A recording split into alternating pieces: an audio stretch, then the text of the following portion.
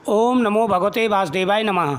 स्वागत है आप सभी का मेरे यूट्यूब चैनल पर। मैं हरिओम शर्मा आज आपको कार्तिक मास के कृष्ण पक्ष की एकादशी रमा एकादशी की कथा, पूजा विधि व महत्व के बारे में संपूर्ण जानकारी दूंगा। वीडियो को शेयर करें, चैनल को सब्सक्राइब करें, बगल में बेल आइकन बटन को दबाएं। कार्तिक मास की एकादशी का विशेष महत्व है। कार्तिक मास की एकादशी कृष्ण पक्ष की हो या शुक्ल पक्ष की, दोनों एकादशियाँ समान हैं। एकादशी के दिन सुबह गंगाजल जल में डालकर के स्नान करें। उसके बाद में सूर्यदेव को अर्घ्य दें। सूर्यदेव को अर्घ्य देने के बाद में फिर भगवान विष्णु का पूजन करें। भगवान विष्णु को तुलसी के पत्र अर्पण करें। भगवान के सामने दीपक जलाएं। भगवान को नैवेद्य अर्पण करें, फल अर्पण करें। हाथ में पुष्प लेकर के इस प्रकार से कथा का श्रवण करें। भगवान के सामने संकल्प करें। धर्मराज युधिष्ठिर कहने लगे कि हे भगवान, कार्तिक कृष्ण एकादशी का क्या नाम है, इसकी क्या विधि है और इसके करने से क्या फल प्राप्त होता है, सो आप विस्तार से मुझे बताइए। भगवान श्री कृष्ण बोले, हे राजन, कृष्ण पक्ष की एकादशी का नाम रमा एकादशी है। यह बड़े बड़े पापों का नाश करने वाली और सभी मनोकामनाएं पूरी करने वाली हैं। मैं तुम्हें इसका प्राचीन इतिहास कहता हूँ। प्राचीन काल में मुचकंद नाम का एक बड़ा ही प्रतापी राजा था। वह धर्मात्मा था, भगवान की पूजा किया करता था। उसकी इंद्र के साथ मित्रता थी और साथ ही यम, कुबेर, वरुण तथा विभीषण के साथ भी मित्रता थी। वह इतना प्रतापी राजा था। यह राजा बड़ा धर्मात्मा तथा विष्णु भक्त था, साथ ही न्यायपूर्वक राज्य करता था। उस राजा की एक कन्या थी जिसका नाम चंद्रभागा था। उस कन्या का विवाह चंद्रसेन के पुत्र शोभन के साथ हुआ था। एक समय शोभन अपने ससुर के साथ घर आए और उन्हीं दिनों जल्दी ही पुण्यदायिनी रमा एकादशी भी आ गई। जब व्रत का दिन समीप आ गया तो चंद्रभागा को उत्तम सोच उत्पन्न हुआ, मेरे पति बहुत दुर्बल हैं और मेरे पिता की आज्ञा अति कठोर है। दशमी को राजा ने ढोल बजवाकर सारे राज्य में यह घोषणा कर दी, एकादशी को भोजन नहीं करना है। घोषणा सुनते ही शोभन को अत्यंत चिंता हुई और अपनी पत्नी से बोला कि अब क्या करना चाहिए। प्रिय, मैं भूखा नहीं रह सकता, मैं तो किसी भी प्रकार भूख सहन नहीं कर सकता। ऐसा उपाय बताओ जिससे मेरे प्राण बच सकें, अन्यथा मेरे प्राण अवश्य चले जाएंगे।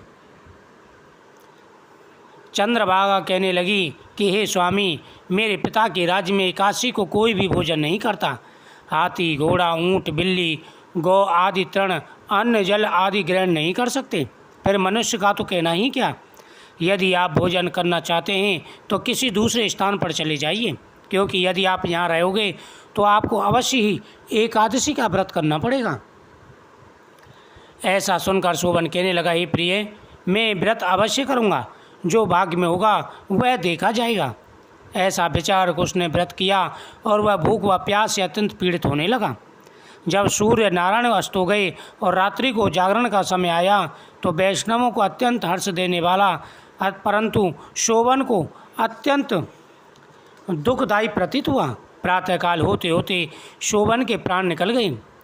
तब राजा ने सुगंधित काष्ठ से उसका दाह संस्कार कराया, परंतु चंद्रभागा ने अपने पिता की आज्ञा से अपने शरीर को दग्ध नहीं किया और शोभन भी की अंत्येष्टि क्रिया करने के पश्चात अपने पिता के घर में रहने लगी।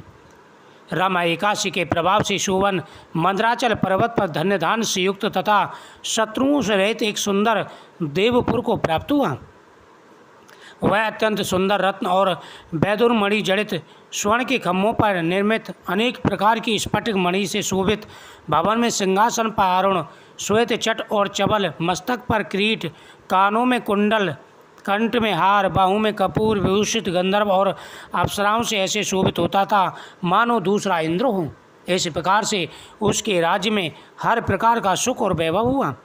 एक समय मुचकंद के नगर में रहने वाला सोम शर्मा नामक ब्राह्मण तीर्थ यात्रा करता हुआ घूमता घूमता उधर जा निकला। उसने शोभन को पहचान कर कहा, ये तो राजा का जमाई सोमन है। उसके निकट गया।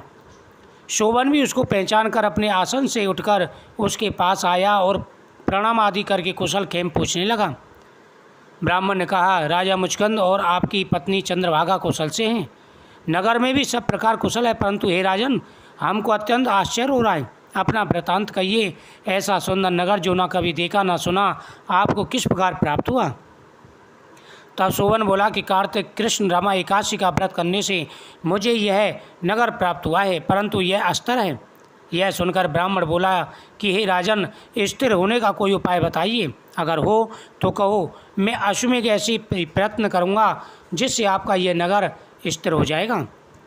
शोभन कहने लगा कि मैंने इस व्रत को श्रद्धा रहित किया था, यानी श्रद्धा के बिना किया था, अतः यह सब कुछ अस्त्र है। यदि आप मुचकुंद की कन्या चंद्रभागा को यह सब वृतांत कहें तो ये स्थिर हो सकता है। यह सुनकर उस ब्राह्मण ने अपने नगर में लौटकर चंद्रभागा से संपूर्ण व्रत का वृतांत कहा। ब्राह्मण के वचन सुनकर चंद्रभागा बड़ी प्रसन्नतापूर्वक ब्राह्मण से बोली, हे ब्राह्मण देव, यह सब बातें आपने प्रत्यक्ष देखी हैं, क्या स्वप्न कह रहे हैं? ब्राह्मण कहने लगे कि हे पुत्री, मैंने महावन में तुम्हारे पति को प्रत्यक्ष देखा है, साथ ही किसी से विजय न हो ऐसा नगर भी देखा है। उस नगर की देख शोभा अवर्णनीय है। चंद्रभागा कहने लगी, हे प्रिय, तुम मुझको अवश्य प्राप्त होगे, मैं भगवान से प्रार्थना करती हूँ। साथ ही उसने कहा कि हे विप्र, अब तुम जल्दी से मुझे पति देव के दर्शन करा दो, मैं अपने किए पुण्य से उस नगर को स्थिर बना दूंगी। आप ऐसा कार्य कीजिए जिससे उनका हमारा सहयोग हो, क्योंकि वियोगी को मिला देना पुण्य का कार्य होता है।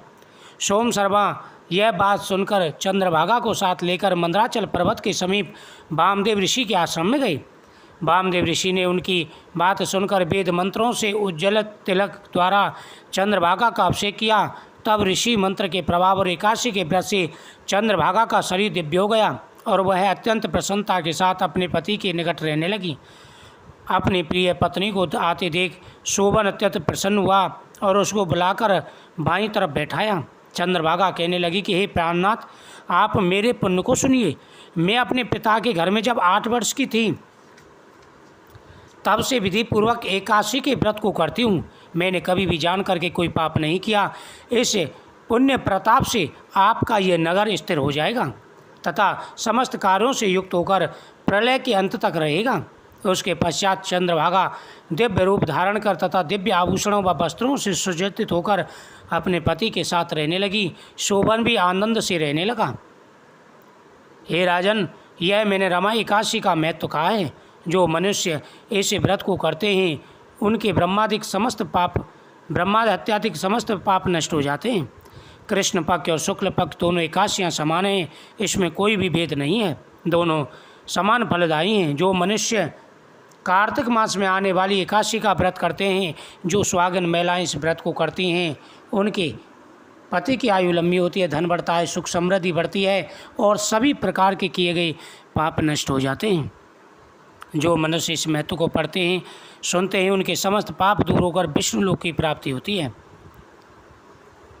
एकादशी की कथा के श्रवण करने से ही सभी मनोरथ पूरे हो जाते हैं। एकादशी की कथा का विशेष महत्व है।